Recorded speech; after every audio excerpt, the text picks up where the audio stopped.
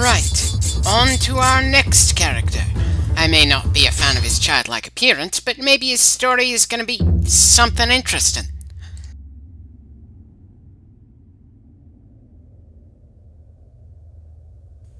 Sorry, gotta call bullshit on that flag back there. That's not the symbol for the Date clan, not even close. I'm a little surprised since the other clans so far have gotten the right insignia. I'm also a little uncomfortable with the fact that that flag is for the Empire of Japan, which wasn't really a thing until 1868. It's a few centuries early to go for the simple design of a red dot on a white flag here, people. Okay, it's kinda understandable since the Uesugi have a castle in Oshu, and they border the Takeda.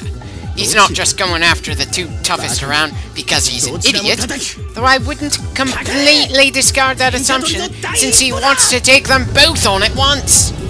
It's just that the Date clan was naturally stuck in a corner, with two of the toughest clans of the time between them and Kyoto.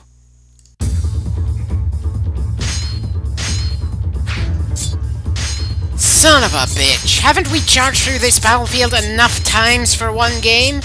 Yukimura, Kenshin, Shingen, and now Masamune, who wasn't even actually in that battle?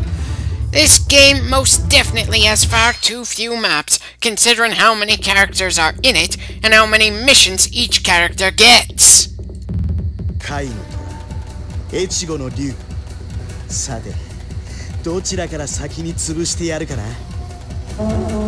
Yeah, since Takeda has more playable characters in that crew, it stands to reason Shingen's clan is going to be stronger man for man than Kenshin's. And in the fact that I was not a fan of Shingen's campaign in this game, and I had to go through an annoying amount of effort to get a disappointing ending, I'm going to enjoy beating his army far more than I should.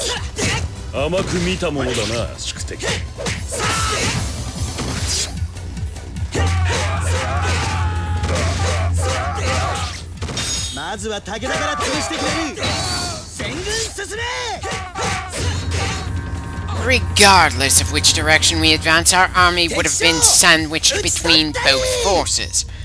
Very poorly thought out tactics, but then, this is a game where the player character is the only thing our side needs to win every battle. Hell, it's been so long since we've seen armies actually adjust their tactics to contend with their rivals, that I almost think the word is a cover for something else.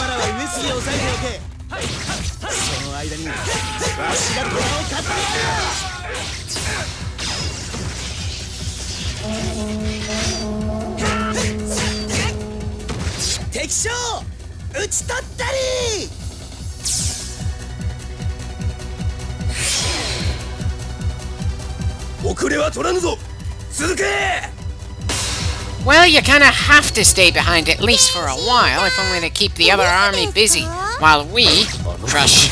Well, yeah. Not that I'm convinced this battle will mean that the Takeda or Uesugi won't make an appearance or two after this mission in this campaign.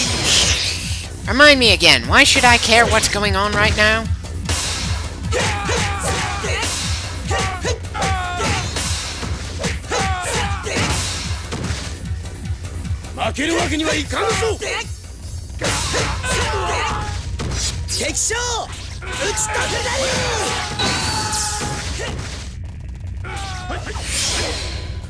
Well, at least it looks like Yukimura is still going to have to fight his way through part of the Uesugi before getting back to camp. Who knows? He might even do more damage to them than our army will. But given the fact that one of our officers has become completely isolated and the others are struggling against nameless grunts, I'm not that surprised.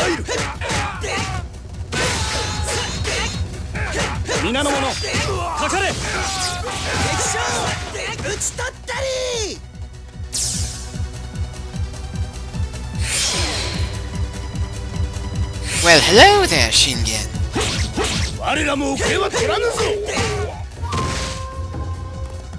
Oh, you have got to be kidding me.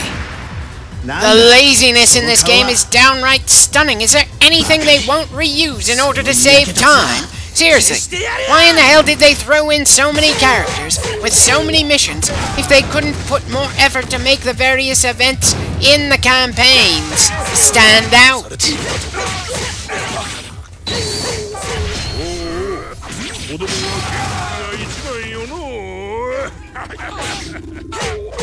Oh, you had plenty of energy in your body when we were playing as you. Since you are no longer the player character, though, I'm afraid you've lost a good deal of confidence. And apparently you don't have the intelligence to make up for it.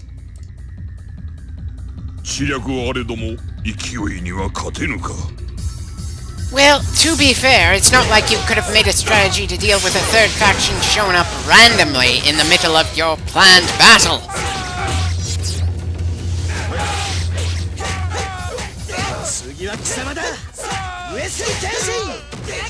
Well, I'd assume we'll take down a number of other named people before we reach Kenshin, but yeah, his army's next.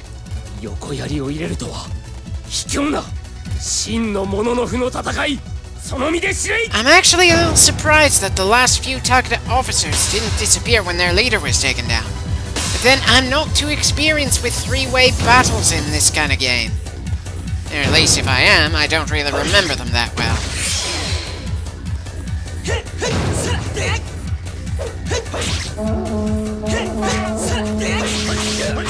It hasn't even been 10 minutes as Masamune, and I'm already getting sick and tired of fighting against guys on horseback with this character.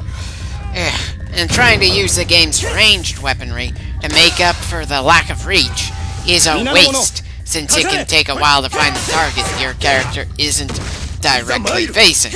And since the camera doesn't really follow the same direction the character's head is, very disoriented at times. Technically speaking, this is the start of a new game series, so there are probably some rough spots to be expected.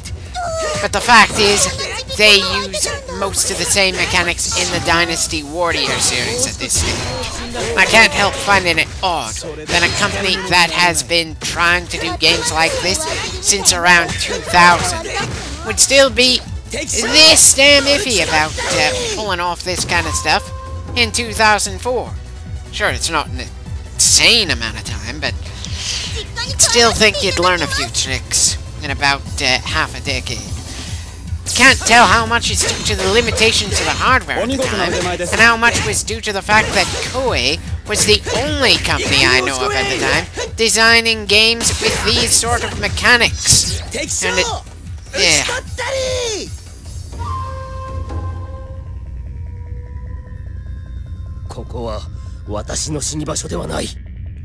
You know what the worst part of this is? I've come to enjoy Masamune and Yukimura's interactions from the Sengoku Basara anime so much that the two barely acknowledging each other in this game feels wrong to me. I know, different series using the same names because they're all based on the same historical characters, but considering how little character interaction there is in this game, I think I have the right to be a little miffed. Hell, both Masamune and Kenshin have no important characters in their faction other than the leaders. So they kind of need to build relationships with other characters from other factions in order to have any good bouncing back and forth. Yeah, maybe I'm just alone at thinking this, but when you have numerous characters in a game, you just got to do more than give them physical attributes to differentiate them from one another. You need to give them personalities, and those personalities need the characters to talk and react to one another to really shine through.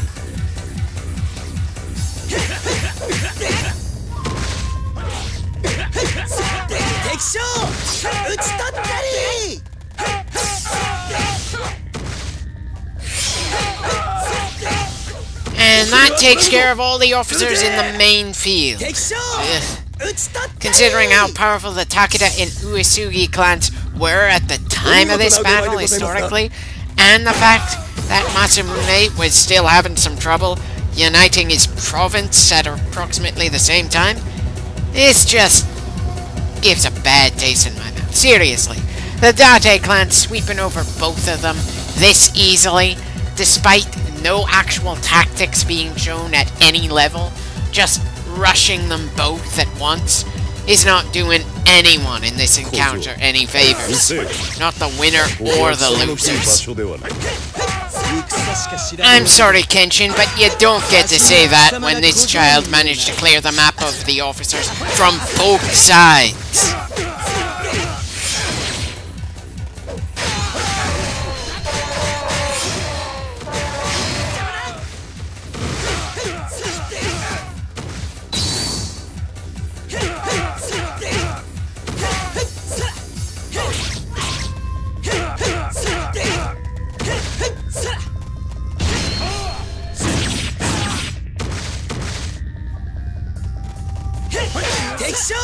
While he got a decent number of hits in, Kenshin just didn't stand a chance. The game does so little to make any of the characters we fight against feel fearsome. Anyway, place your bets. Will our victory here mean anything as we move on to the next battle? Or will the next fight be something entirely random where our main character doesn't belong again?